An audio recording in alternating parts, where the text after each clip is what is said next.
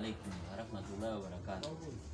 Banaye nabayise ne mugaana okujja. Ebintu bino bye mulaba byonna wano namaze dde okusala n'okubaaga naye kati abafumba be batali muzira bange namu naye namaze ddansi ogwange nazaze n'okubaaga zonna zijjudde endagala. Kati njagala waliwo omwana gwentumye agenda aleeta omuceere mbadde efumbye kiro gabadde 4 naye bwemunaaba temuze ngenda gatuulako oba anaalyako wiiki oba anaalyako ki naye nga eno yo twamaze dde ogijjako omutwe neeri twamaze dda. Kati eno ekyasambagala era ogiraba nti ekyasambagala erimu obulamu. Kale mbayise tujje ewaka tulye naye buli omu ajja n'amasowaani n'emmere.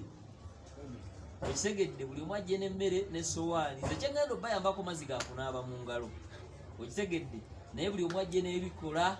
Ate n'ekirala wali ewaka buli lw'oba ojja nange munsuulireyo mujjayo n'emitwalo oba ebiri oba gumu. Okitegedde nsobola okufuna enva. Ate munnange emmere nagifunye naye emmere nagifunye kati ntandise okufuna abagenyi abagenda okulya. Era ewange wali obuyonjo omuntu asooka kwesiimuula ku bigere nayagala kuyingira akubye kapeti janguwa n'abantu bakulabe.